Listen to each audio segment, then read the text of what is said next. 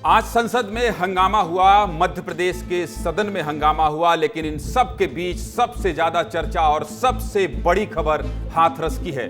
नमस्कार, मैं हूं ज्ञानेंद्र तिवारी और आप देख रहे हैं विस्तार न्यूज पर आपका अपना शो सीधे मुद्दे की बात। सीधे मुद्दे की बात में आज सबसे पहले बात किसकी करेंगे?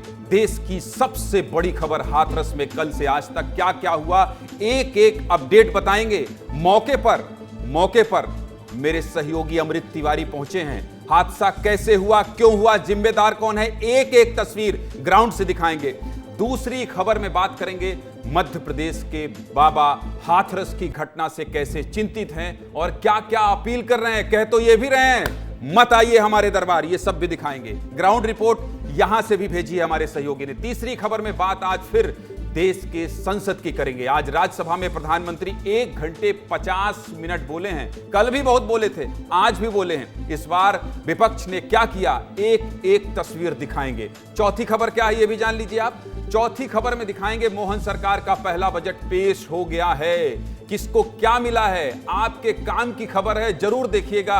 अंदर से एक एक बात निकाल कर आए हैं, विस्तार से बताएंगे। पांचवी खबर में दिखाएंगे डिंडौरी में कैसे सड़क भ्रष्टाचार में बह गई, इसकी भी तस्वीर दिखाएंगे। और मानसून आ गया है, उससे क्या क्या नुकसान हो रहा है। छठवीं खबर में मध्य प्रदेश की मुरैना से आई है एक ऐसी तस्वीर की करेंगे बात जिसे लेकर सब हैरान हैं। कोई ऐसा शौक कैसे पाल सकता है, कोई ऐसा शौक कैसे पालता है, देखिएगा जरूर। सातवीं खबर में छत्तीसगढ़ के शराब घोटाले की बात करेंगे। क्या है पूरा मामला, समझना है तो जुड़े रहिएगा कि कैसे एक पूरी सरकार को पलट दी इस घोटाले ने। ठीक है, आपको सब कुछ बताएंगे।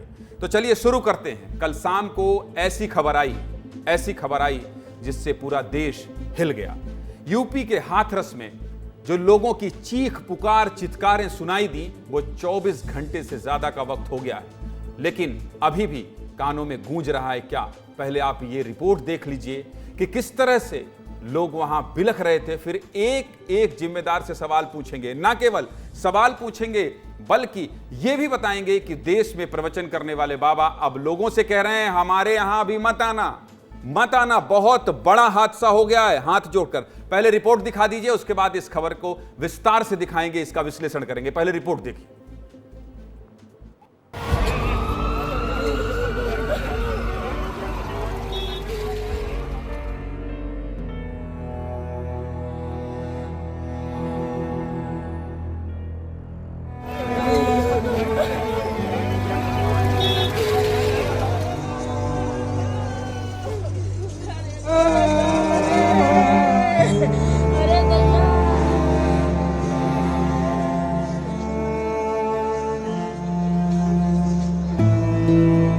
आप सत्संग में थे अंदर? हाँ। क्या हुआ वहाँ पर इतना? सब लोग मर गए, कुचल के सवरे सब मर गए भैया, कोई ना बचा, सब मर गए। क्या हुआ वहाँ का कुछ बताएंगे? कैसे भगदड़ मची, क्या हुआ क्या नहीं हुआ? सत्संग खत्म हो चुका, एकदम भगदड़ मची है। जो इंसान गिर गया वो उठो ही ना है। फिर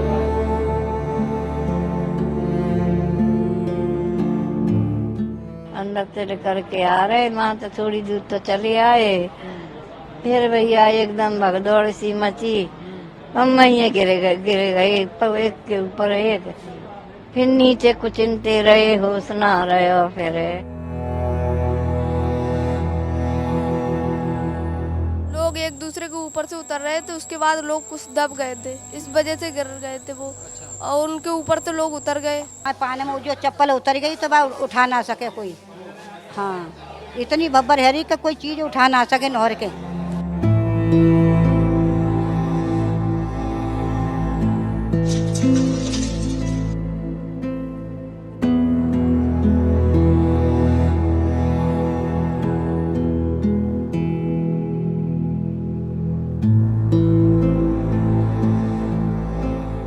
हादसा है, इस हादसे में 121 श्रद्धालुओं की मृत्यु हुई।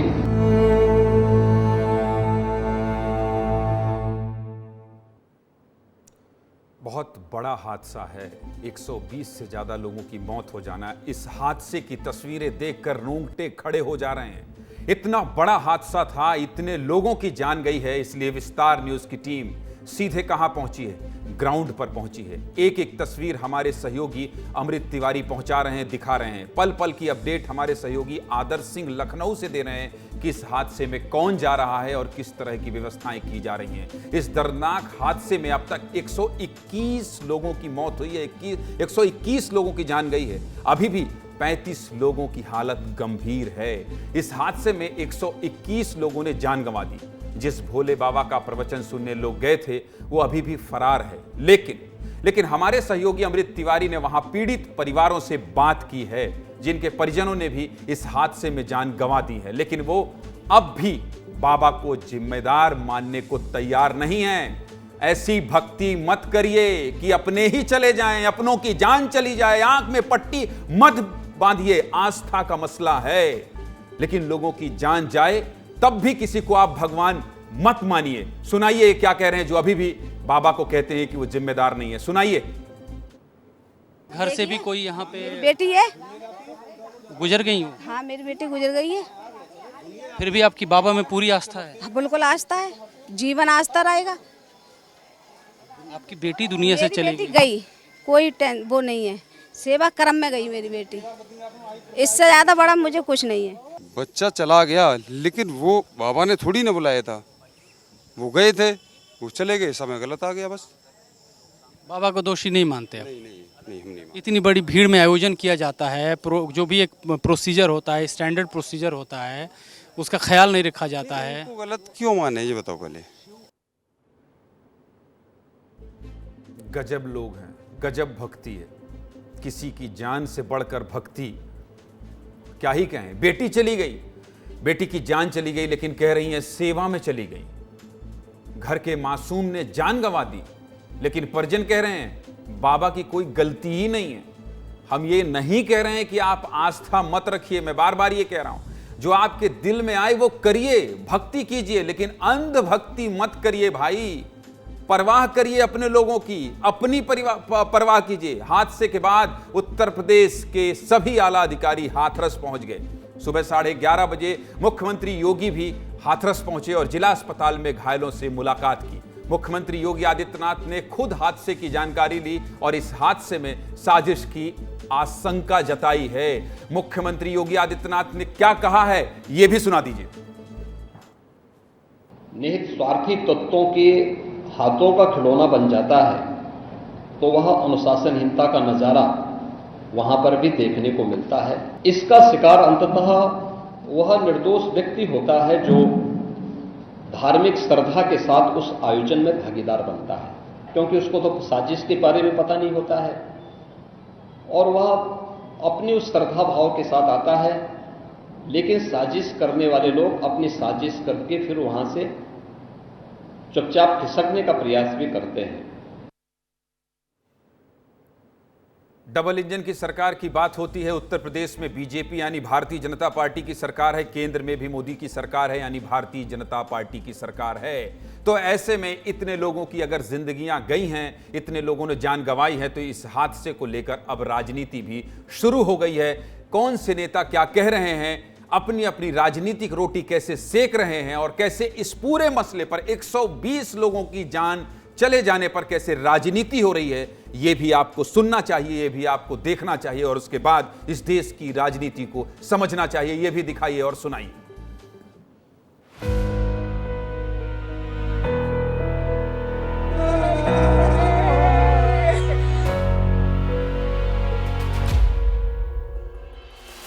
आखिरकार सरकार क्या कर रही थी और सरकार की जानकारी में होने के बाद भी इतनी बड़ी घटना हो जाए, बहुत दुखद है। ये पूरी तरह शासन और प्रशासन की जिम्मेदारी थी। वहाँ पे एम्बुलेंसेज होनी चाहिए थी। सरकार को, प्रशासन को मालूम था कि इतनी भीड़ आने वाली है, तो क्या व्यवस्थाएं की थी ताकि भीड़ सुचारू रूप से वहां जाकर अपनी पूजा अर्चना कर सके। यह सब जिम्मेदारी प्रशासन की होती है। क्राउड इकट्ठा कर लेना सबसे आसान काम होता है। क्राउड मैनेजमेंट के अभाव में आज क्या हुआ, कितने घरों के चिराग गए होंगे। तो इस देश में इंसान की जिंदगी कोई कीमत नहीं है। एक व्यक्ति अपना बाबा बाजार खड़ा कर रहा है, उस पर कोई नियंत्रण नहीं है। और ये सिर्फ हाथरस की घटना नहीं, पूरे देश में उठा के देख लीजिए। मैं चाहती हूँ कि कलेक्टर वलेक्टर पहुँच जाना एक बात है, ये देश के प्रधानमंत्री तो वहीं के मेंबर पार्लियामेंट है, जाइए आपके क्षेत्र में गड़बड़ हुआ है। देखिए, कुछ लोगों की एक प्रवृत्ति होती है कि इस प्रकार के दुखद और दर्दनाक घटनाओं में भी वे राजनीति ढूंढते हैं, और ऐसे लोगों की एक फितरत है कि चोरी भी और सीना चोरी भी। ये राजनीति का चरित्र है। राजनेता ऐसे ही होते हैं, जो विपक्ष में हैं वो कहेंगे कि इसे क्यों नहीं रोका आपने, और ये क्यों हो गया, 120 लोगों की जिंदगियां चली गई, इसके जिम्मेदार आप हैं यानी सरकार हैं। और सरकार कहेगी नहीं, मुझे दुख है इस बात का कि आप इस पर राजनीति कर रहे हैं। सब कुछ दुरुस्त होता, सब कुछ व्यवस्थित होता तो न सियासत होती और ना मैं यहां खड़ा होकर यह कह रहा होता कि इस हादसे में भी राजनीति हो रही है। यह हादसा कैसे हुआ, ये अगर आप सुनेंगे तो और सिहर उठेंगे। आपको लगेगा कि क्या यह हादसे की वजह। चलिए शुरू करते हैं। जैसे ही प्रवचन खत्म हुआ, बड़ी संख्या में लोग भोले बाबा के चरणों की धूल लेने के लिए टूट पड़े। गुस्सा भी आ रहा है ये बताते हुए कि चरणों की धूल लेने के लिए टूट पड़े। चरणों की धूल ने ले ली 120 लोगों की जान, और एफआईआर के मुताबिक चरण की धूल लेने के लिए लोग दौड़े और गड्ढे में गिर पड़े और एक के ऊपर एक दब गए। थोड़ी देर रुकिए, मैं आपको बताता हूं। ये जो मां कह रही थी ना, बेटी चली गई हमें कोई फर्क नहीं पड़ता, ये बाबा दोषी है। इस बाबा को रोकना चाहिए था कि चरणों की धूल में इतनी शक्ति नहीं है। अगर इतनी ही शक्ति होती तो 120 लोगों की जान नहीं जाती। इस मामले में मुख्य सेवादार देव प्रकाश मधुकर को आरोपी नंबर 1 बनाया गया है, जबकि आरोपी नंबर 2 अन्य आयोजकों को बनाया गया है। एफआईआर की माने तो यह हादसा 2 जुलाई को दोपहर 2 बजे हुआ है। इस प्रवचन के लिए 80,000, सुनते जाइएगा, अब देखिए गलती कहां हुई। इस प्रवचन के लिए 80,000 लोगों के आने की इजाजत मांगी गई थी, 80,000। लेकिन प्रवचन में कितने लोग पहुंचे? प्रवचन में पहुंचे 2.5 लाख लोग। सोचिए कहां 80,000 की व्यवस्था, वो भी कितने पुलिसकर्मी थे वो भी आपको बताऊंगा आगे। और पहुंच कितने गए? 2.5 लाख। तब बाबा नहीं रोके। अब जब हादसा हो गया है तो देश के कुछ बाबा कह रहे हैं नहीं मत आना, ये भी दिखाऊंगा। 80,000 की व्यवस्था में 2.5 लाख लोग पहुंच गए तो प्रशासन कहां था? बड़े अधिकारियों को जानकारी क्यों नहीं दी गई? इस हादसे में मासूम बच्चे और महिलाएं जब दब रही थी तो बाबा के सेवादार कहां थे?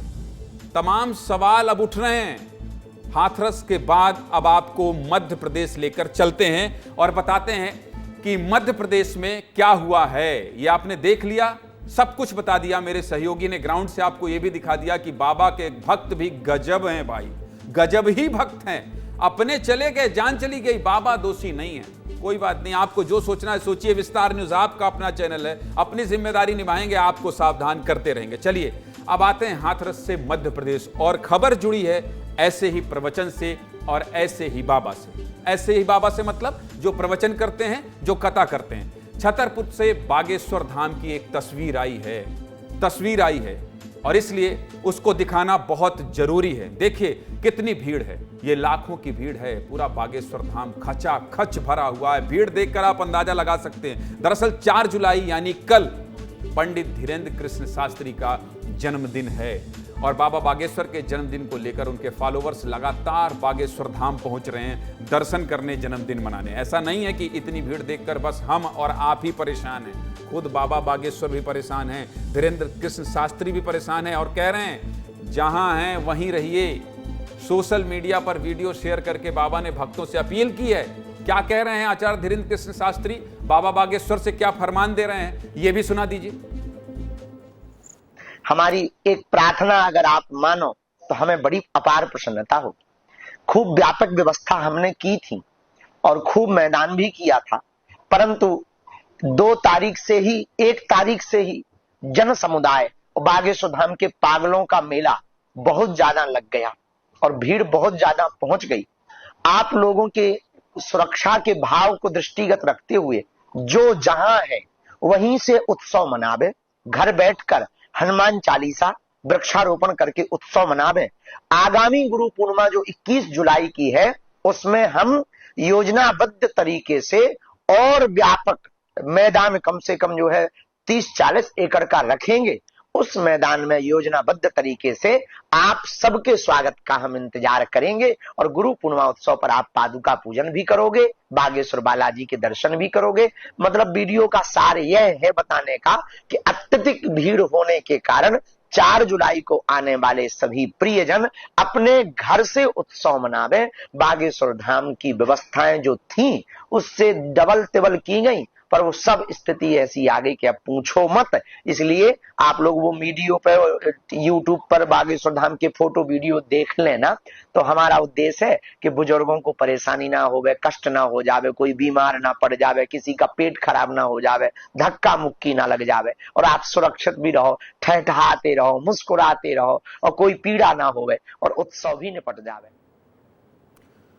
तो देखिए, ऐसा है कि इतने बड़े हादसे के बाद 121 लोगों की जान जाने के बाद बाबा के पास भक्त जाकर हाथ जोड़ते हैं। अब बाबा कह रहे हैं पेट खराब ना हो जाए, धक्का मुक्की ना हो जाए, इन सब को लेकर बाबा चिंतित हैं। आइएगा मत, बात मान लीजिए इनकी। मैं भी हाथ जोड़कर कह रहा हूं, मैं भी कह रहा हूं, विस्तार न्यूज़ भी कह रहा है, मत जाइएगा। अगर बाबा बागेश्वर को मानते हैं तो घर पर रहकर ही जन्मदिन मना लीजिए। Happy birthday to you Bageshwar Baba कह लीजिए। इन्हीं की तरह आप भी संदेश सोशल मीडिया में भेज दीजिए। बागेश्वर धाम में 4 जुलाई को होने वाले आयोजन से पहले प्रशासन भी अलर्ट पर है, और अच्छी बात है, अलर्ट पर तो है। पुलिस बागेश्वर धाम पहुंचकर खुद हालात का जायजा ले रही है। आसपास के जिले से पुलिस की और टीमें बुलाई जा रही हैं। सुनिए, सुरक्षा को लेकर क्या क्या तैयारियां हैं, पुलिस ही बता रही है। सुनाइए भाई। हमारी व्यवस्थाएं पूर्ण रूप से सुचारू हैं। एडिशनल एसपी साहब और हमारी पूरी टीम पहले से ही पूरी व्यवस्थाओं का जायजा लेकर के आई हैं। 250 से अधिक पुलिस के लोग वहां पर तैनात हैं। उसके साथ प्रशासन की भी पूरी टीम, मेडिकल की टीम, पीडब्ल्यूडी की टीम, होमगार्ड्स और इवन धाम के जो सेवादार हैं वो भी एज अ वॉलंटियर्स। तो सभी लोग मिलकर के वहाँ पर व्यवस्थाएं देख रहे हैं। कोऑर्डिनेटेड एफर्ट है और हमारा पूरा प्रयास है कि कहीं कोई भी किसी को परेशानी ना हो, कोई भी अनावश्यक स्थिति, दुर्भाग्यपूर्ण स्थिति निर्मित ना हो।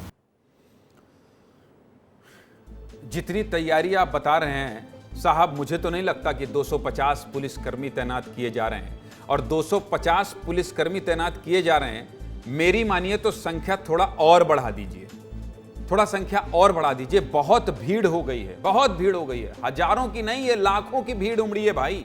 250 पुलिसकर्मी क्या करेंगे डंडा लिए वहां? जब भीड़ बेकाबू होती है तो ऐसे ही 120 लोगों की जान ले जाती है। इसको संभालने के लिए 250 पुलिसकर्मी कम पड़ जाएंगे। विस्तार न्यूज पहले से आपको बता दे रहा है, जो बागेश्वर धाम जाने वाले हैं, जो पुलिस अधिकारी बता रहे हैं 250 ही सुरक्षा देखेंगे और वहां लाखों लोग अभी पहुंच गए हैं। 4 जुलाई को आयोजन है, उससे पहले बागेश्वर धाम का क्या हाल है, क्या हाल है, कितनी भीड़ है, कौन लोग पहुंच रहे हैं। विस्तार न्यूज के मेरे सहयोगी सुबोध त्रिपाठी हाल जानने सीधे बागेश्वर धाम पहुंचे हैं। भक्तों की भीड़ दिखी बागेश्वर धाम में और खुद बाबा बागेश्वर से भी विस्तार न्यूज की टीम ने बातचीत की है। और यही आपके अपने चैनल होने का सबूत है, यही आपके अपने चैनल का सबूत है। मैं बहुत दावे के साथ कह सकता हूं कि आपकी चिंता है, आपके जान की फिक्र है। मैं अपने बुलेटिन में हर दिन कहता हूं कि आपकी जान इतनी सस्ती नहीं है। इसलिए सीधे बागेश्वर धाम में जाकर बाबा से पूछा कि क्या तैयारी है। ये रिपोर्ट देखिए और समझिए क्या कह रहे हैं बाबा बागेश्वर।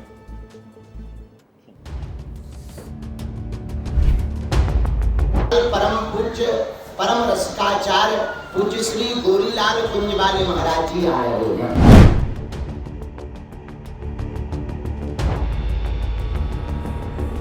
जय श्याराम, जय बागेश्वर धाम की, सन्यासी बाबा की जय। वैसे तो जीवन में जब जागो प्रातः काल तभी हमारा जन्म हो, तभी उत्सव है, लेकिन भाव सबके दृढ़ हैं, उन भावों की अवहेलना भी नहीं की जा सकती। 4 जुलाई को सभी बागेश्वर धाम के परिकर उत्सव मना रहे हैं, इसलिए हमने भाव ये संकल्प लिया कि कल 4 जुलाई को जो हमारा परिकर उत्सव मना रहा है, उस उत्सव में प्रत्येक व्यक्ति एक वृक्षारोपण जरूर करें। अत्यधिक 2 दिन यहाँ भीड़ बढ़ गई थी। कल रात को बहुत लोगों को प्रार्थना की और अत्यधिक भीड़ के कारण, एरिया बहुत बड़ा है, जगह खूब है, लेकिन समुदाय अनुमान से 5 गुना ज़्यादा आ गए। तो खूब वो तस्वीरें भी उस पे नेट पे टीवी पे गई। तो फिर प्रार्थना की कि अभी आप लोग गुरु पूर्णिमा पे आवे, जो इस बार रह गए वो उत्सव तो मनावे 4 जुलाई, लेकिन अपने घर पर हनुमान चालीसा पढ़ के वृक्षारोपण करके हमारा उत्सव मना ले। इससे यहाँ अव्यवस्था भी नहीं होगी और आप लोगों को कष्ट ना हो, क्योंकि हमारी जिम्मेवारी, किसी को अगर कोई कष्ट हो जाए तो उसका अपराध हमको लगेगा।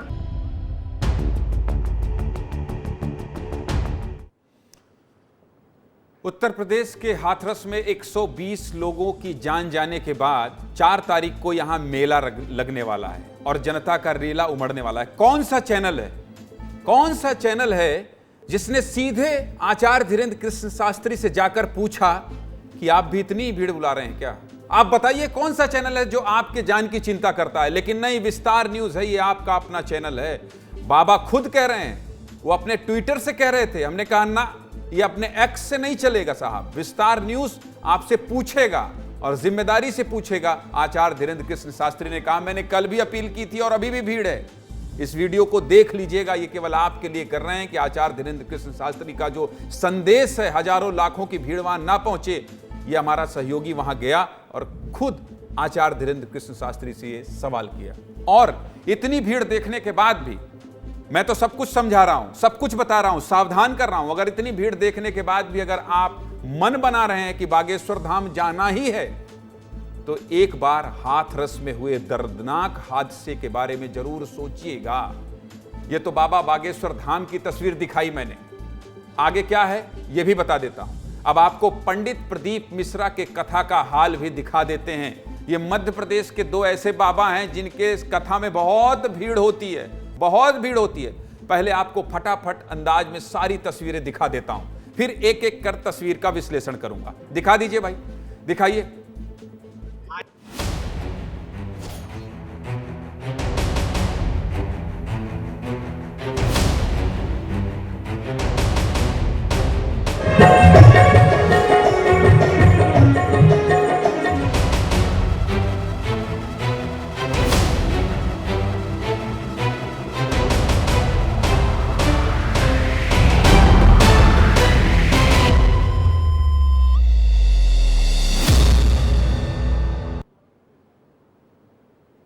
खड़ा होते नहीं बन रहा है, खड़े नहीं हो पा रहे हैं। देख लिए, कीचड़ पानी के बीच कथा सुन रहे हैं, बैठकर झूम रहे हैं। पंडित प्रदीप मिश्रा की यह कथा मध्य प्रदेश के विदिशा में हो रही है। कथा सुनने दूर दूर से लोग आ रहे हैं, दूर दूर से। पूरा पंडाल मिट्टी से सना हुआ है, बैठने के लिए जो दरी बिछाई गई है वो भी कीचड़ में सन गई है, लेकिन श्रद्धालु वहीं बैठ गए, वहीं बैठ गए। बारिश से पंडाल का हाल बेहाल हो गया है। ये रिपोर्ट देख लीजिए, हमारे सहयोगी प्रीतेश अग्रवाल सब कुछ दिखा रहे हैं, सावधान भी कर रहे हैं, देख लीजिए। विदिशा में पंडित प्रदीप मिश्रा की शिव महापुराण कथा का आयोजन किया जा रहा है। ये देखिए, विदिशा में इस समय भारी बारिश हो रही है, तो बारिश के कारण कथा स्थल पर कीचड़ और पानी भरा हुआ है, लेकिन इसके बावजूद कथा जारी है। लोग इसी कीचड़ में बैठे हुए हैं, कथा सुन रहे हैं, लेकिन इन भारी अव्यवस्थाओं को अभी तक न आयोजन समिति न प्रशासन कोई दूर कर पाया है। इस अव्यवस्था के बीच अगर कोई हादसा हो जाता है तो इसका जिम्मेदार कौन होगा? सुबोध छतरपुर जो पहुंचे थे हमारे सहयोगी और प्रीतेश जो विदिशा में दिखा रहे थे, कौन दिखाएगा ऐसी तस्वीर? इन दोनों सहयोगियों का बहुत धन्यवाद और मेरी इनपुट टीम का बहुत धन्यवाद, जो सुबह ही हमने इस बात को कही थी और उन्होंने ग्राउंड रिपोर्ट मंगवा लिया और दिखा दिया। अब देख लीजिए, 120 की मौत का ग्राउंड रिपोर्ट दिखा दिया कि जहां 120 लोगों की जान चली गई वहां क्या स्थिति है। जहां आने वाले समय में भीड़ होनी है वो दिखा दिया, और जहां भीड़ है और लचर व्यवस्था है ये भी दिखा दिया। क्यों? सिर्फ आपके लिए, सिर्फ आपके लिए कि आपकी जान इतनी सस्ती नहीं है। हर दिन 8 से 9 के बीच इसीलिए बोलता हूं, आपकी चिंता करते हैं, क्योंकि विस्तार न्यूज यानी आपका अपना चैनल है। पंडाल के बाहर महिलाएं अंदर जाने का इंतजार कर रही हैं। देख लीजिए, जो बैरिकेडिंग लगाई गई है उससे दूर रहने के लिए पुलिस महिलाओं को कह रही है, पुलिस समझा रही है, लेकिन कीचड़ इतना है कि वो खुद ही फिसल रहे हैं, खुद ही फिसल रहे हैं। देखिए आप, एक तरफ टीवी स्क्रीन में विस्तार न्यूज में हम सब कुछ आपको दिखा रहे हैं, वीडियो देख लीजिए। जिसके ऊपर संभालने की जिम्मेदारी है वो भी इतना कीचड़ है कि फिसल रहे हैं, लड़खड़ा रहे हैं, लेकिन लोग इतने कीचड़ में भी कथा सुनने लगातार जा रहे हैं। आज भी बारिश हुई है, मत जाइए भाई, संभल जाइए। जब तक बारिश हो रही है कथा घर से ही सोशल मीडिया पर सुन लीजिए। इतनी व्यवस्थाएं हैं, आपकी जान की परवाह है, बस इसलिए ये रिपोर्ट दिखा रहा हूं, चलिए अगली खबर पर चलते हैं। लेकिन उससे पहले आपको बता दूं कि मध्य प्रदेश की ये जो दोनों बाबा हैं, संत हैं, ये हमेशा चर्चा में रहते हैं, सुर्खियों में रहते हैं और इनकी कथा में बहुत भीड़ होती है। इसलिए मेरा मकसद था, विस्तार न्यूज़ का मकसद ये था कि एक बहुत बड़ा हादसा हुआ है, उससे सबक लीजिए और 4 जुलाई को जो होने वाला आयोजन है वहां मत जाइए, जहां बारिश हो रही है, दरी है, कीचड़ है, पानी है, फिसलन है, उससे भी बचिए, मत जाइए। चलिए अगली खबर का रुख कर लेते हैं और अगली खबर मैं आपको बता देता हूं। मोदी कल लोकसभा में बोले, तब भी हंगामा हुआ, खूब हल्ला हुआ, विपक्ष के सांसद खूब चिल्ला रहे थे। एक तस्वीर विस्तार से दिखाई हमने। और आज क्या हुआ? कल तो संसद बेल तक पहुंच गए थे। मोदी जी ने चिल्ला रहे सांसदों को पानी भी पूछ लिया। वीडियो देखिए, खूब शेयर किया जा रहा है। कल जब संसद की कार्यवाही खत्म हुई तो विपक्ष के हंगामे से ज्यादा चर्चा इस वीडियो की भी हो रही है। दिखाइए भाई, इस वीडियो को दिखाइए। कल तो विपक्ष के सांसद चिल्लाते रहे, लेकिन आज तो राज्यसभा में प्रधानमंत्री के भाषण के बीच में उठकर ही चले गए। विपक्ष के नेता वॉकआउट पर कर गए और उपराष्ट्रपति और राज्यसभा के सभापति जगदीप धनखड़ भी नाराज हो गए। क्या कहा सभापति ने, वो भी सुना दीजिए, इसके बाद आगे बढ़ते हैं। आज वो सदन छोड़कर नहीं गए, मर्यादा छोड़कर गए। आज उन्होंने मुझे पीठ नहीं दिखाई है, भारत के संविधान को पीठ दिखाई है। आज उन्होंने मेरा अनादर और आपका अनादर नहीं किया है, उस शपथ का अनादर किया है जो संविधान के तहत ली है। कल संसद में विपक्ष मणिपुर पर बहस की मांग कर रहा था, नीट पेपर लीक को लेकर सरकार को घेर रहा था। प्रधानमंत्री 2 घंटे से ज्यादा बोलते रहे और पूरे भाषण में विपक्ष चिल्ला रहा था। आज प्रधानमंत्री राज्यसभा पहुंचे तो पूरी तैयारी से 1 घंटे 50 मिनट के अपने भाषण में आज प्रधानमंत्री ने मणिपुर पर भी बोला है और नीट पर भी जवाब दिया है। क्या कहा है मणिपुर और नीट पर प्रधानमंत्री मोदी ने, यह भी सुनाइए। मैं देश के नौजवानों को आश्वस्त करता हूं कि आपको धोखा देने वालों को ये सरकार छोड़ने वाली नहीं है। मेरे देश के नौजवानों के भविष्य के साथ खिलवाड़ करने वालों को सख्त से सख्त सजा मिले, इसके लिए एक के बाद एक एक्शन लिए जा रहे हैं। संसद में इन गड़बड़ियों के खिलाफ सख्त कानून भी हमने बनाया है। मणिपुर की स्थिति सामान्य करने के लिए सरकार निरंतर प्रयासरत है। वहां जो कुछ भी घटनाएं घटी, 11,000 से ज्यादा एफआईआर की गई है। मणिपुर छोटा सा राज्य है, 11,000 एफआईआर की गई है। 500 से ज्यादा लोग अरेस्ट हुए हैं। आदरणीय सभापति जी, यह सरकार छोड़ने वाली नहीं है। प्रधानमंत्री ने साफ साफ कह दिया है कि नौजवानों को धोखा देने वालों को यह सरकार छोड़ने वाली नहीं है। इसके साथ ही प्रधानमंत्री ने मणिपुर के इतिहास को भी विपक्ष को याद दिला दिया है। क्या कहा है? याद दिला दिया है इतिहास को, और मणिपुर में 10 बार राष्ट्रपति शासन लगाना पड़ा। 10 बार, क्योंकि याद होगा आपको, संसद में जब लोकसभा में प्रधानमंत्री बोल रहे थे, पहली बार ऐसा हुआ कि प्रधानमंत्री बोल रहे थे और विपक्ष शांत ही नहीं हुआ।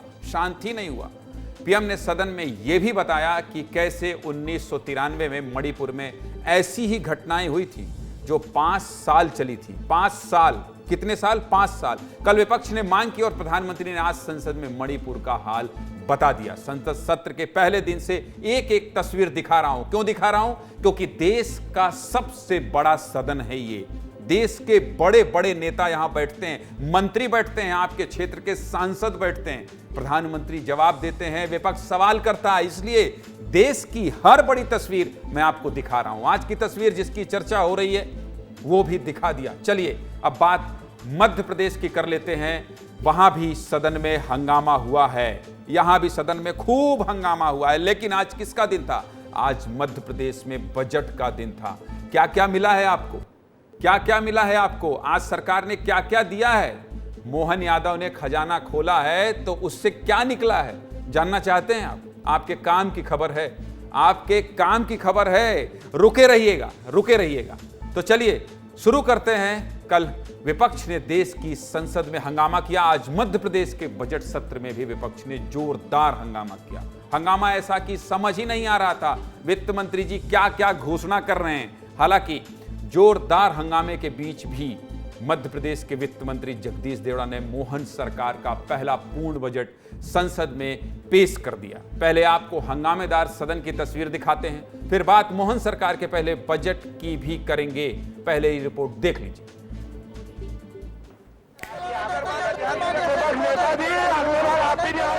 आज सदन की शुरुआत के साथ ही हंगामा शुरू हो गया। सदन में सदस्य चुप हुए तो विधानसभा अध्यक्ष ने वित्त मंत्री को बजट भाषण पढ़ने के लिए कहा। अब बजट सत्र है और माननीय वित्त मंत्री जी से आग्रह है कि वो बजट रखें। इस दौरान सदन में शोर शराबा होने लगा तो मुख्यमंत्री डॉक्टर मोहन यादव ने कहा कि यहाँ स्थिति बिगाड़ी जा रही है। माननीय अध्यक्ष महोदय, मैं बड़ी विनम्रता के साथ आपसे निवेदन करना चाहूंगा कि ये जो व्यवस्था बिगाड़ी जा रही है, मैं उम्मीद करता हूं कि नेता प्रतिपक्ष सहित पूरे पक्ष और विपक्ष के लोग सदन की जो मान्य परंपरा की व्यवस्था आपने दी है उसका पालन सबको करना चाहिए। लेकिन नेता प्रतिपक्ष ने एक बार फिर कार्रवाई का मसला उठाया तो मंत्री कैलाश विजयवर्गीय और विधायक सीता शरण शर्मा समेत अन्य सदस्य बोलने लगे।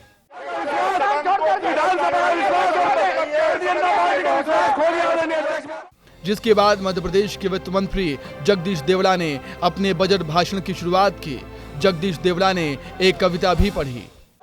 सबल भुजाओं में लक्षित है नौका भी पतवार, चीर चले सागर की छाती, पार करे मझधार। नारेबाजी के बीच वित्त मंत्री अपना भाषण पढ़ते रहे और इस दौरान उन्होंने कृषि, गृह शिक्षा समेत अन्य सेक्टर्स को लेकर बजट पेश किया। वहीं विपक्ष लगातार नारेबाजी करता रहा। विपक्ष के हंगामे पर संसदीय कार्य मंत्री कैलाश विजयवर्गीय ने कहा कि इस रवैये के खिलाफ मैं निंदा प्रस्ताव लाना चाहता हूँ। विपक्ष के इस कृत्य पर निंदा प्रस्ताव पारित होना चाहिए। यदि आप अनुमति दें तो हम सब, ये सर्वसम्मति से निंदा प्रस्ताव है अध्यक्ष महोदय। आज सत्र के दौरान काफी हंगामा होता रहा और इसी बीच वित्त मंत्री अपने बजट भाषण को पढ़ते रहे। बीच बीच में दोनों पक्षों में गहमागहमी होती रही। सदन में आज विश्वास सारंग के इस्तीफे की मांग का शोर गूंजता रहा। बजट पेश होने और भाषण के बाद सदन को स्थगित कर दिया गया। विधानसभा की कार्यवाही गुरुवार दिनांक 4 जुलाई 2024 को प्रातः 11 बजे तक के लिए स्थगित। बहुत हंगामा हुआ है, बहुत शोर शराबा हुआ है, लेकिन इस बीच भी वित्त मंत्री जगदीश देवड़ा ने पूरा बजट पढ़ दिया। और बजट में क्या कहा, क्या क्या पढ़ा, वो भी आपको बता देता हूं। तो चलिए आपको समझा देता हूं। मोहन सरकार ने कुल 3,65,000 करोड़ का बजट पेश कर दिया है। इस बार बजट में 16% की बढ़ोतरी की गई है और इस बजट से भी साफ हो गया है कि कोई भी पुरानी योजना बंद नहीं की जाएगी। नए टैक्स का कोई बोझ नहीं बढ़ाया जाएगा। तो समझ लीजिए आपकी कोई टैक्स का बोझ नहीं बढ़ा है। मुख्यमंत्री बोल भी रहे थे। मोहन सरकार के बजट में भी ज्ञान यानी GYAN फार्मूले का ध्यान रखा गया है। प्रधानमंत्री मोदी ने हमेशा कहा था ज्ञान यानी क्या, गरीब, युवा, अन्नदाता और नारी। मतलब मोहन सरकार ने भी महिलाओं, युवाओं, गरीबों और किसानों का पूरा ख्याल रखा है। मोहन सरकार के बजट में आधी आबादी यानी महिलाओं पर खास फोकस रहा है। ये आपको बता देता हूं। महिला एवं बाल विकास विभाग के लिए 26,560 करोड़ रुपए का प्रावधान किया गया है। ये साल 2023-24 के बजट अनुमान से 81% ज्यादा है। महिलाओं को लेकर आप समझ रहे हैं, महिलाओं को लेकर ये 81% जो बजट ज्यादा है, ये केवल महिलाओं के लिए सोचा गया। महिला स्व सहायता समूहों को बड़े बाजारों से जोड़ने के लिए 800 करोड़ रुपए का भी प्रावधान किया गया है। ये सब मैं आपको बता रहा हूं। महिलाओं को जो सौगात मिली है उसकी बात बता रहा हूं। मोहन सरकार ने युवाओं को भी खुश कर दिया है। क्या, कैसे खुश किया है, ये भी जान लीजिए। इस बजट में युवाओं के हित में कई बड़े फैसले लिए गए हैं, जिनमें सबसे अहम है अब व्यावसायिक परीक्षाओं का शुल्क सरकार देगी। सरकार देगी। आपको याद है, आप समझ रहे हैं इस बात को कि परीक्षा देना है इतना जमा कर दीजिए, परीक्षा देना है ये फॉर्म ले लीजिए, इसके लिए इतना शुल्क लगेगा। इस साल पुलिस में नौकरियों की बात कर लेते हैं। इस साल पुलिस में 7500 लोगों की भर्ती होगी, 7500 लोगों की भर्ती होगी, जबकि 11000 शिक्षकों की भर्ती भी की जाएगी। इस साल मध्य प्रदेश में 3 नए मेडिकल कॉलेज खोले जाएंगे। ये सब कुछ वो बता रहा हूं जिससे सीधा आपका कनेक्शन है, आपके इलाके में खुलेंगे, बच्चों को पढ़ने का मौका मिलेगा, इधर उधर नहीं भटकना पड़ेगा। बजट बहुत बड़ा है, लेकिन हम आपको शॉर्ट में बता रहे हैं, सीधे मुद्दे की बात करते हैं। इसलिए जो आपसे जुड़ा है, सीधा जुड़ा है, बात उसकी ही करेंगे। आपका अपना चैनल है, इसलिए बहुत सरल करके आपको बता रहे हैं। युवाओं की बात हो गई, महिलाओं की बात हो गई, अब किसान और गरीबों के लिए क्या ऐलान किया गया है वो भी जान लीजिए। चलिए उसके बारे में भी आपको बता देता हूं। पीएम आवास योजना के लिए 4000 करोड़ का प्रावधान किया गया है। डबल इंजन की सरकार है, सरकार मकान बनाने के लिए कहती है, प्रधानमंत्री मोदी कहते हैं आवास किस सबको देना है, इसलिए 4000 करोड़ का प्रावधान किया गया है। कृषि के लिए 14000 करोड़ का प्रावधान किया गया है। और आपको पता ही है, कृषि मंत्री शिवराज सिंह चौहान मध्य प्रदेश से ही आते हैं। पीएम फसल बीमा योजना के लिए 2000 करोड़ रुपए का प्रावधान किया गया है। ये राशि देख लीजिए। मोहन सरकार के इस बजट पर लोग क्या कह रहे हैं वो भी सुनाना जरूरी है, क्योंकि मैंने तो अपना ज्ञान दे दिया, अपना विश्लेषण कर दिया, लेकिन लोग क्या कह रहे हैं। विस्तार न्यूज ने सुबह से लोगों की बात की सुनाई है आपको। सुबह क्या कह रहे थे, सरकार से क्या मांग रहे थे, और अब जब बजट पेश हो गया है तो जनता क्या कह रही है, क्योंकि जनता है, जनता ही जनार्दन है और हमारे लिए जनता ही सर्वोपरि है, सबसे बड़ी है। जनता ने क्या कहा है मध्य प्रदेश सरकार के मोहन यादव के पहले बजट में, ये भी सुना दीजिए। बिल्कुल फायदेमंद तो होना ही है, जनता के हित में आज बजट पेश किया गया है। मेरा मानना यह है कि इस बजट में हमारे जो प्रदेश के वित्त मंत्री जी हैं, उन्होंने सभी वर्गों के लिए जो है वो द्वार खोल दिए गए। देखिए, पूरी तरह जन कल्याणकारी बजट है। जो बजट उन्होंने निकाला है वित्त मंत्री जी ने, वो बहुत ही सराहनीय है। ये बजट बहुत ही शानदार है मध्य प्रदेश के लिए, मध्य प्रदेश के विकास के लिए। मध्य प्रदेश सरकार का बजट बहुत ही अच्छा बजट आया है। बजट देखा जाए तो बजट सही है, बिल्कुल बढ़िया है, होना चाहिए। मध्य प्रदेश शासन ने डॉक्टर मोहन यादव जी के नेतृत्व में और देवड़ा जी के नेतृत्व में बहुत ही शानदार और जानदार बजट अभी पेश किया है। मैं सर्वप्रथम अपने भारत सरकार का स्वागत करता हूं, एमपी सरकार का भी स्वागत करता हूं। उन्होंने बहुत अच्छा बजट तैयार किया गया है। मैं तो सुन के चकरा गया गुरु, यहाँ तो कोई विरोधी नहीं है, ये सब भारतीय जनता पार्टी के कार्यकर्ता तो नहीं है, ऐसा तो नहीं दिख रहा था, क्योंकि सड़क में खड़े होकर हमारे संवाददाता बात कर रहे थे। चलिए कोई दिक्कत नहीं है, अगर सब मिलाकर जनता खुश है तो हमें क्या। और जनता की खुशी के लिए ही तो 3,65,000 करोड़ का बजट पेश किया गया है, इसलिए सीधे मुद्दे की बात में जनता को सुनाना भी जरूरी था। चलिए अब अगली खबर का रुख कर लेते हैं, और अगली खबर क्या है वो भी मैं आपको बता देता हूं। हर व्यक्ति या हर लोग को अलग अलग शौक होता है, हर आदमी को शौक बड़ी चीज है भाई, शौक बड़ी चीज है, हर किसी का अपना अपना शौक है। हमारा, आपका, सबका कुछ ना कुछ तो होगा ही। महंगी गाड़ी रखने का शौक होगा, महंगा फोन रखने का शौक होगा, विदेश घूमने का शौक होगा, बाल बड़ा रखने का शौक होगा। मुझे बोलने का शौक है, इसलिए मैं बोलने के पेशे में आ गया। हर मुद्दे पर बोलना बहुत पसंद करता हूं। आप सोच रहे होंगे कि अच्छा भला खबर बता रहे थे, ये शौक और पसंद की बात क्यों करने लग गए ज्ञानेंद्र तिवारी। तो रुक जाइए, क्योंकि आज एक ऐसा शौक लेके आया हूं मैं कि मैं शौक हो गया हूं, ऐसे शौक से शौक हो गया हूं, और इसलिए आपको दिखाना बताना जरूरी है। क्या है यहाँ देखिए, कचरा रखने का शौक देखा है क्या? अच्छा शौक, बहुत बढ़िया। चलिए, जब बात शौक और पसंद की हो रही है तो खबर भी शौक की ही बताएंगे। मुरैना में एक ऐसे व्यापारी हैं जिसका शौक कचरा रखना है। चौंकिए मत, मैं भी चौंक गया था, इसलिए मैंने कहा कि चलो इस शौक के बारे में आपको बता देता हूं। थोड़ा अजीब शौक है ना, इसलिए बताना जरूरी है। कचरा कौन रखता है भाई?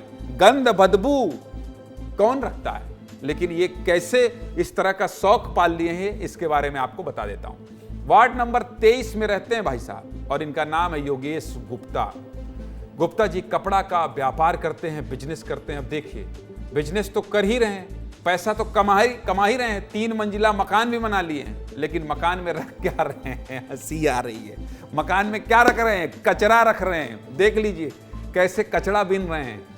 कोई कहेगा कि 3 मंजिला मकान में रहते हैं व्यापारी साहब गुप्ता जी, बोरी में भर भर के कचरा अपने घर ले जाते हैं। कोई पूछता है तो सीधे मुंह पर कुछ जवाब दे देते हैं, सीधे मुंह पर बोल देते हैं, सीधे मुंह पर बोल देते हैं। सुनिए। क्या करोगे कचड़े का पूरे का? क्या करोगे जागा? चूड़िया है तो क्या करो चूड़ियों का? पैसे नहीं रहे उसमें हैं? क्या करोगे कचड़े का पूरे का? क्या करोगे जागा? चूड़िया है तो क्या करो चूड़ियों का? पैसे नहीं रहे उसमें हैं?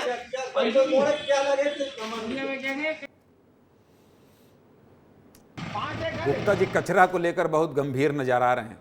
इतने गंभीर हैं कि कचरा को लेकर हल्के फुल्के अंदाज में इनसे कोई बात नहीं कर सकता। धन्य है कचरा और धन्य है गुप्ता जी। खैर, इतना कचरा रखा है कि घर में बदबू से बेटी परेशान हो गई। सोचिए, ऐसा क्या शौक कि घर के लोग परेशान हैं। बेटी तो छोड़िए, पूरे मोहल्ले वाले परेशान होंगे ही भैया। इतना कचरा रखिएगा जिससे पूरे मोहल्ले में बदबू आए। मैंने कहा ना कि बदबू का शौक है तो कौन परेशान नहीं होगा, कौन नहीं घर आएगा। घर में बेटी बीमार है, पत्नी बीमार है, लेकिन व्यापारी को कोई खबर नहीं लगे हैं कचरा बिनने में। गुप्ता जी मेरी सलाह मानिए, घर वाले अगर कह रहे हैं तो काहे लड़ रहे हैं? और आपको रोज खाना दे रही हैं भाभी जी, ये भी बहुत गलत कर रहे हैं। 2-4 दिन खाना पानी रोक दे, हो सकता है ये जो कचरा उठाने का आपका शौक है ये बंद हो जाए। जब नगर निगम कचरा बिनने आई तो जेसीबी लेकर पहुंचे, नगर निगम जेसीबी लेकर, तो कई टन कचरा निकला। देख लीजिए तस्वीर, ट्रॉली भर गई। इतना कचरा निकला कि बाजार की गली भर गई। सोचिए, कचरा ठूस कर ये घर में भरे। लोग घर से बाहर निकलकर देखने लगे। अभी तो सुनिए, पहले भी ऐसा ही हुआ। 12 ट्रॉली कचरा और नींबू के छिलके निकले थे योगेश गुप्ता के घर से। धन्य है गुप्ता जी। एकदम से सनसनी फैल गई थी कि कैसा व्यापारी है और कौन सा शौक चढ़ा है कि घर में सोफा पलंग डाइनिंग टेबल रखने के शौक के बजाय कचरा रख रहे हैं। खैर, व्यापारी का ये शौक बहुत अजीब है। कारण क्या है किसी को पता नहीं है, लेकिन कुछ अलग था, इसलिए मुझे लगा कि आपको बताना चाहिए। अधिकारी क्या कह रहे हैं जो कचरा निकालने गए थे, उनको भी सुनाना जरूरी है। सुनाइए दुर्गेश गोपाल। ये मैंने वीडियो देखा है, इस तरह का वीडियो कि घर से कचरा बाहर निकाला जा रहा है। अब इनके बारे में क्या कहा जाए, खुद भी व्यापारी हैं वो और अपने घर में कचरा इकट्ठा करते हैं। कचरा जब इकट्ठा ज़्यादा हो जाता है तो वो खुद ही फेंक देते हैं। कई बार सुना है कि नगर निगम ले जाता है। अब ये मैं इस पर कुछ बहुत विशेष तो नहीं कर सकता। ये पता नहीं किस तरह का आश्चर्यजनक शौक है, कहा नहीं जा सकता। मामला मनोवैज्ञानिक भी हो सकता है, डॉक्टर ही इसमें विशेष टिप्पणी कर सकते हैं।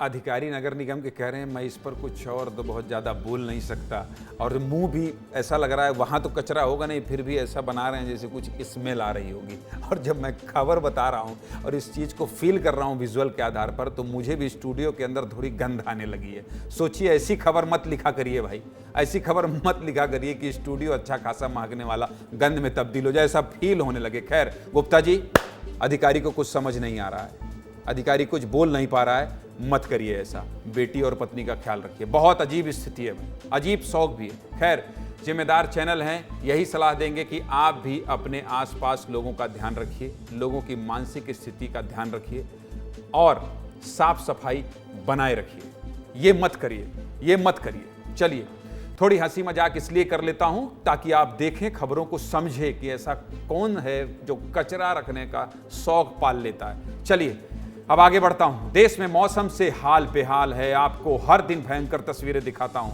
आज आपको मध्य प्रदेश की डिंडौरी का एक वीडियो दिखाऊंगा। बारिश हुई, हाल बेहाल है, लेकिन इस बारिश ने कई भ्रष्टाचारियों की पोल भी खोल दी है। देखिए डिंडौरी की ये सड़क कैसे बह रही है। कल ही खबर दिखाया था, सड़क में गड्ढा है, फोटो खींचो, ऐप में अपलोड कर दो, सड़क बन जाएगी। ऐसा एप्लीकेशन आपने लॉन्च कर दिया है सरकार कि इतने गड्ढे जब होंगे, भ्रष्टाचार की भेंट चढ़ जाएंगे तो कितना ऐप जो है बहरा जाएगा, वो जो है करप्ट हो जाएगा। खैर, डिंडौरी की ये सड़क कैसे बह रही है, फिर कह रहा हूं, ये सड़क नहीं, आपका और हमारा पैसा बह रहा है।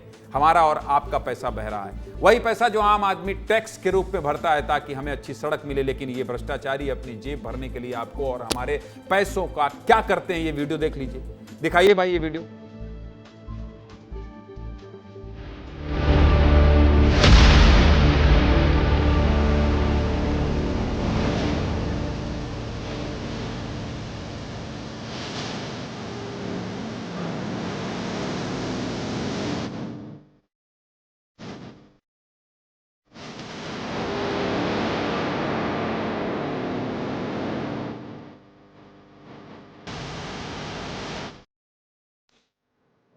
बस इसीलिए आपको रोज ऐसी तस्वीरें दिखाता हूं, पूरे बारिश में दिखाऊंगा। मानसून आ गया है, खुशी की लहर आ गई है, किसानों के लिए बारिश हो रही, लेकिन बारिश से हो रही तबाही और भ्रष्टाचार की एक एक तस्वीर दिखाऊंगा। सोचिए अगर इस सड़क से कोई गुजर रहा होता तो क्या होता, क्या होता, क्या होता, वो भी हादसे का शिकार हो जाता।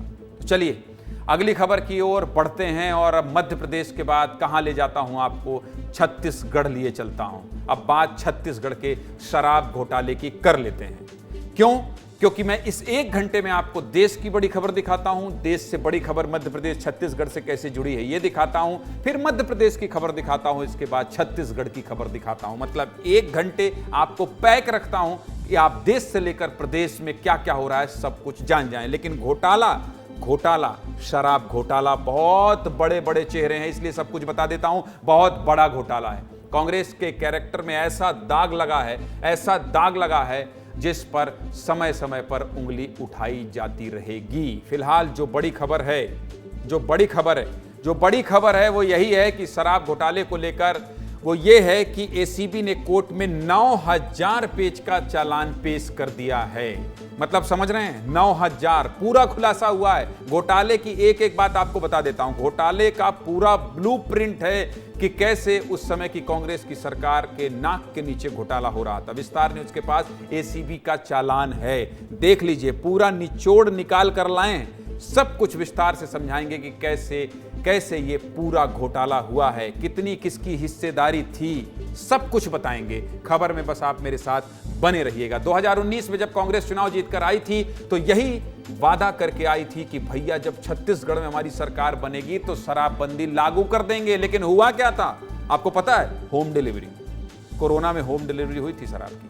अरे शराबबंदी तो छोड़िए, शराब का इतना बड़ा घोटाला हुआ कि कांग्रेस एकदम से बैकफुट पर चली गई है, बैकफुट पर। 2019 से लेकर 2023 तक जब कांग्रेस की सरकार थी तो पूरे 5 साल तक शराब घोटाला चला। मतलब कि जब तक कांग्रेस की सरकार रही तब तक भ्रष्टाचार का खेला चलता गया, भ्रष्टाचार का खेल चलता गया। 1660 करोड़ 41 लाख 56 रुपया का घोटाला है ये। माफ कीजिएगा, 41,56,000 रुपया का घोटाला हुआ है। नोट कर लीजिएगा, एक एक रुपए की जानकारी दे रहे हैं, एक एक रुपए बता रहे हैं और घोटाले का विश्लेषण ऐसे कर रहे हैं कि आप अगर सुनेंगे तो कहेंगे गजब की सरकार और गजब सरकारों का चरित्र। बहुत बड़ी प्लानिंग थी, तगड़ी प्लानिंग थी, सब कुछ अच्छे से तैयार किए गए ब्लूप्रिंट के तहत चोरी चपाटी की जा रही थी। इस पूरे विश्लेषण को देख लीजिए, सब समझ लें। ये नाम देख लीजिए, अनवर ढेबर, अरविंद सिंह, अनिल टुटेजा, अरुणपति त्रिपाठी, बहुत बड़े नाम हैं। सिंडिकेट के मुख्य आरोपी यही हैं, यही मुख्य गुनाहगार हैं। देख लीजिए, जान लीजिए इन चेहरों को, समय समय पर ये नाम सुनने को मिलते रहेंगे। अनवर ढेबर का बिल्डर और होटल का बिजनेस है। शराब पर इतना अवैध कमाई कमाए हैं, इतना अवैध कमाई कमाए हैं कि रातों रात इनका पैसा बढ़ता गया। लोग देखते गए और शहर के लोग सोचते गए कि भाई साहब ये अनवर ढेबर को क्या हो गया है, इतना पैसा कहां से आ रहा है? यहां से आ रहा था। अरविंद सिंह शराब के व्यवसाय से जुड़े थे। अनिल टुटेजा उस समय के संयुक्त सचिव थे, सरकार में बहुत ताकतवर थे। और अरुणपति त्रिपाठी आबकारी विभाग में अधिकारी रह चुके हैं। इनके बारे में कहा जाता है रुपये का खजाना है, चर्चा ये रहती। लेकिन घोटाले से जुड़े जो दस्तावेज हैं उससे संबंधित बात आपको बता देता हूं। अब सिंडिकेट के मार्केटिंग का तरीका समझ लीजिए। हर महीने लगभग 200 ट्रक अवैध शराब की सप्लाई की जाती थी। 200 ट्रक अवैध 200 ट्रक अवैध शराब, समझ रहे हैं? एक ट्रक में लगभग 800 पेटी शराब होती। 800 पेटी शराब। एक पेटी शराब के लिए शराब बनाने वाली कंपनी को 560 रुपया दिया जाता था। इतने विस्तार से कोई विश्लेषण नहीं करेगा, यह भी दावे के साथ कर रहा हूं। लेकिन बेची कितने में जाती थी? 2880 रुपए में। मतलब समझिए, एक पेटी शराब में 2320 रुपए कमाए जाते थे। अभी और रुकिए, जो पेटी 2880 रुपए में बेची जा रही थी उसकी कीमत बढ़ाकर 3840 रुपए कर दिया गया था। अब सोचिए कितना मुनाफा मिलता रहा होगा। कहां से कहां जा रहा है। आपको आरोपियों के नाम बता दिया, कितना कैसे मुनाफा मिलता था ये भी बता दिया, लेकिन सबसे जरूरी बात ये समझना है, ये समझना बहुत जरूरी है कि किस तरीके से कमीशन का काम चल रहा था और भूपेश बघेल की सरकार हाथ पर हाथ धरे बैठी थी। कुल 3 पार्ट में घोटाले को बांटा गया है। अब आपको मैं पूरा बता देता हूं कि कैसे। पहले पार्ट में 319 करोड़ से ज्यादा का भ्रष्टाचार हुआ है, दूसरे पार्ट में 1289 करोड़ से ज्यादा का भ्रष्टाचार हुआ है और तीसरे पार्ट में 52 करोड़ का भ्रष्टाचार हुआ है। करोड़ों से नीचे कोई बात ही नहीं करता, छोटा मोटा घपला घोटाला ही नहीं करता। और यहां करोड़ करोड़ देखे सपने हो गए, गजब है भाई। लेकिन इनको करोड़ों का भ्रष्टाचार करते रहे। पहला, दूसरा, तीसरा पार्ट क्या है, सब कुछ समझ जाइएगा। रिपोर्ट देख लीजिए, सब कुछ समझ जाइएगा। रवि वीरे ने बहुत मेहनत से ये रिपोर्ट तैयार की है। दिखाइए भाई।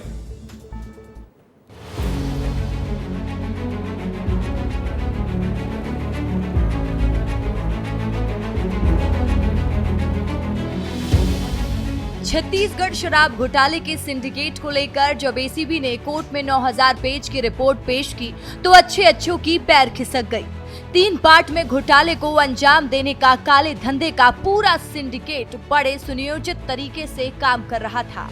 पहले पार्ट में 319 करोड़ से ज्यादा का भ्रष्टाचार हुआ, दूसरे पार्ट में 1289 करोड़ से ज्यादा का भ्रष्टाचार हुआ है और तीसरे पार्ट में 52 करोड़ का भ्रष्टाचार हुआ है। पहला, दूसरा, तीसरा पार्ट क्या है, सब कुछ विस्तार से बताते हैं। पहले पार्ट में कमीशन का गणित, जहां शराब निर्माण करने वाले संस्थानों के मालिकों से मीटिंग कर रेट में बढ़ोतरी का आवेदन दिलवाया जाता था और बढ़े हुए रेट के आधार पर सिंडिकेट को कमीशन दिया जाता था। घोटाले की माने तो 2019 के शुरुआती महीने में अनवर ढेबर ने अपने होटल में राज्य के 3 डिस्टिलरी के मालिकों को मीटिंग के लिए बुलाया था। इस मीटिंग में अरुणपति त्रिपाठी और अरविंद सिंह भी उपस्थित थे। मीटिंग में अनवर ढेबर ने तय किया था कि डिस्टिलरियों के द्वारा जो शराब की सप्लाई की जानी है उस पर प्रति पेटी कमीशन देना होगा। 2019-20 के लिए कमीशन 75 रुपए तक तय किया गया था। इसके बाद कमीशन को बढ़ाकर 100 रुपया प्रति पेटी कर दिया गया। इसके जरिए 319 करोड़ 32,67,275 रुपए की अवैध कमाई की गई। सिंडिकेट ने कमीशन की और अधिक वसूली के लिए नई व्यवस्थाएं लाई, जिसके तहत डिस्टिलरियों से देशी शराब निर्माण कर सीधे सरकारी देशी शराब दुकानों में बिक्री की योजना बनाई गई। शराब के लिए डुप्लीकेट होलोग्राम की आवश्यकता थी। इसके लिए अरुणपति त्रिपाठी के माध्यम से होलोग्राम सप्लायर विधु गुप्ता को काम दिया गया।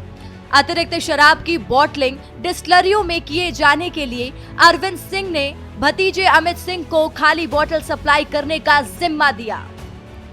इस शराब को सरकारी दुकान में बिक्री के लिए जिले के आबकारी अधिकारियों को सेट करने का काम अरुणपति त्रिपाठी करते थे। 15 जिले में आबकारी अधिकारी को सेट कर शराब की बिक्री शुरू कर दी गई। इसके बाद अवैध शराब के पैसे को इकट्ठे करने की जिम्मेदारी अरविंद सिंह और विकास अग्रवाल को सौंप दिया गया। देशी शराब को CSMCL के दुकानों में बिक्री करने के लिए डिस्टिलरों में सप्लाई एरिया को 8 जोन में विभाजित किया गया था। इन 8 जोनों में प्रत्येक डिस्टिलरों का जोन निर्धारित होता था। देसी शराब के टेंडर के आधार पर तीनों डिस्टिलरों को निर्धारित जोन में शराब की सप्लाई करना होता था। लेकिन साल 2019 से सिंडिकेट ने टेंडर में नई सप्लाई जोनों का निर्धारण प्रतिवर्ष कमीशन के आधार पर कर दिया। इस तरह 3 साल में 52 करोड़ रुपया की उगाही की गई। ब्यूरो रिपोर्ट, विस्तार न्यूज। 8:54 हो गया है, अब टाइम ओवर हो गया है। आज का टाइम बिल्कुल ओवर हो गया है और इसलिए अब मुझे जाने दीजिए, इजाजत दीजिए।